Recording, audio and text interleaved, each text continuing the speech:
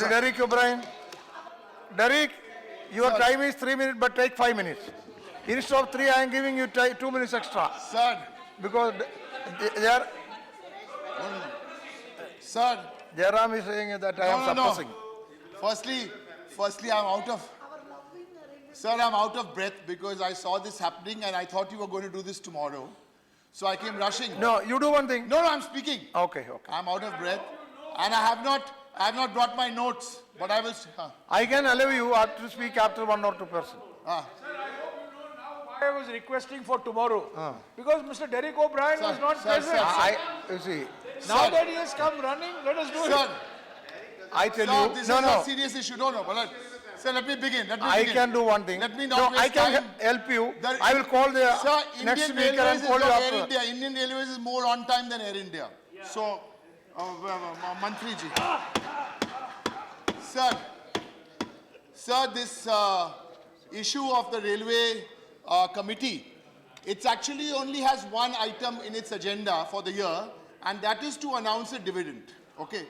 And Suresh Prabhu ji, the honorable, enthusiastic Railway Minister, who is very, very enthusiastic and very earnest in his efforts. We really appreciate that, especially with the way he's coordinating with all the states. We appreciate that, Mr. Suresh Prabhu. I want to make a few points because this discussion may be for 20-25 minutes, but it's worth 12,000-13,000 crores. I'll tell you why it is worth 12,000-13,000 crores. Sir, this committee from 1920s, I think it was 1929, was when it was separated from the Indian Railways. The railway budget and the Indian Railways got separated, so the railways then after that became a public sector undertaking to make profit. That was the old colonial hangover. Now, sir, the commitment to the railways has changed. It's not only about profit, it is also about a social responsibility. Now, in 1964, on the recommendations of this committee, 100 crores was given as dividend to the Indian Railways. And after that, the Indian Railways uses it for whatever projects.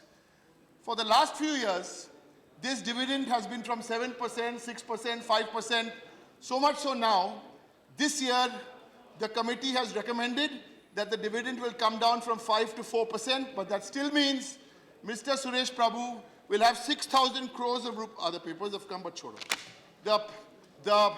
We'll have 6,000 crores in each, in the left pocket 6,000 crores and in the right pocket 6,000 crores.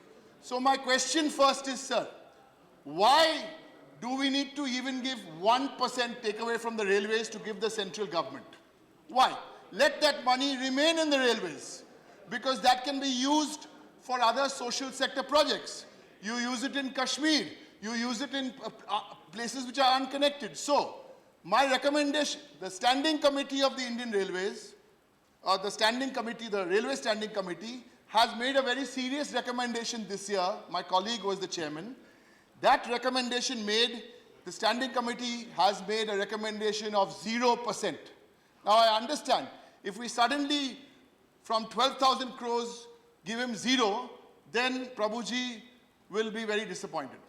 However, sir, I really think as a house, as parliamentarians, we should take this issue up and reduce 4%, then 2%, and off it goes. Because the railways cannot have this 12,000 crores extra. And I'll tell you why. Because once this money goes to the railways, with no offense meant to Suresh Prabhuji, then the priorities change. Let me give you one example, and that's my problem about giving this money away. What is the priorities change? So this is a serious subject. Give me a few minutes because I'm a bit familiar with this. Sir, for example, to build a bullet train. Now, we all want a bullet train. Bullet train is very good. But to build a bullet train, sir, the cost of that bullet train, even if Japan gives you money, will be 90,000 to 100 crores. And what does it do? It connects Mumbai to Ahmedabad. Sir, you put that money, 40, 50,000 crores into the national highway. You'll have better roads. You put it into your other programs. Sir, you can increase your safety. So otherwise, this will become, sir, one big problem. I don't have any problem with having a bullet train, but I think if you use your money like this, Suresh Prabhuji, it will be bullet, but it will be a misfired bullet.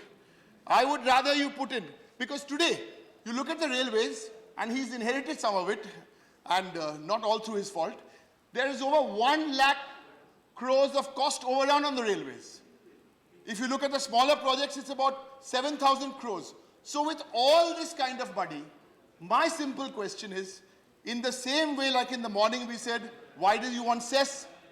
So please, Mr. Railway Minister, and I would like all parties in opposition, government, anyone, to consider this old colonial system of giving railway money, sucking railway money out, because one Mr. Ackworth thought about this system in 1929, that we still have to follow the system. My crucial point here, sir, the role, if you look at Sarva Shiksha Abhiyan, 22,000 crores. The total roads and highways is 55,000 crores.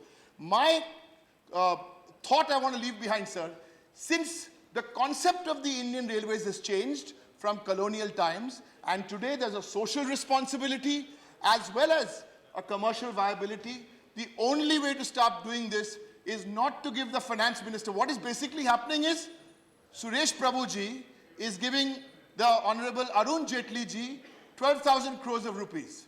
That's the bottom line of this, what we are discussing today. So this year, okay, sir.